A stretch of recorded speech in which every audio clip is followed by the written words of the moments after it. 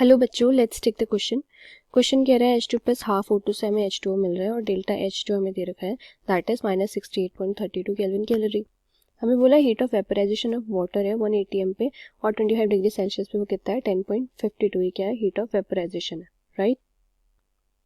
फिर हमसे बोला है कि जो स्टैंडर्ड हीट ऑफ फॉर्मेशन है केल्विन कैलोरी में 1 किलो कैलोरी में 1 मोल ऑफ वाटर वेपर का एट 25 डिग्री सेल्सियस पर कितना होगा। ठीक है, हीट ऑफ वेपराइजेशन दिया हुआ है और हमें बोला है स्टैंडर्ड हीट ऑफ फॉर्मेशन कितना होना चाहिए। Standard heat of formation kelvin calorie, kilo calorie.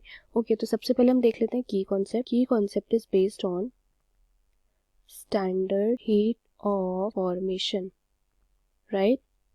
Okay, so for this देखो क्या करेंगे।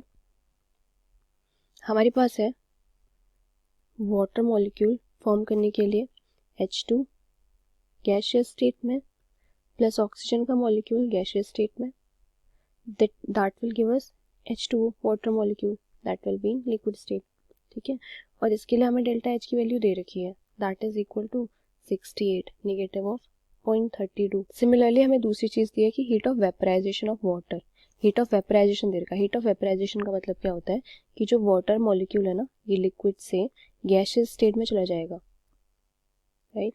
और इसके लिए हमें डेल्टा H की वैल्यू दे रखी है 10.52 केल्विन कैलोरी, किलो कैलोरी।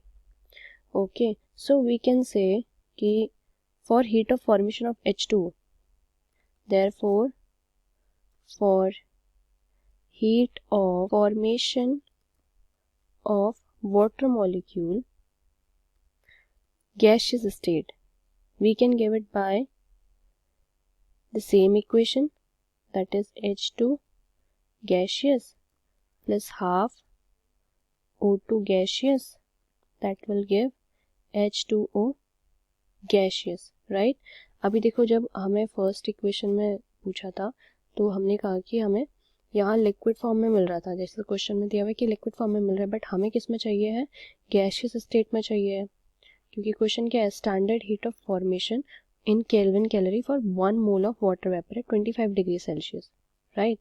सो देखो, on putting the values in this equation we can say कि we have this one delta H is equal to -68.32 plus 10.52, right, and -57.80.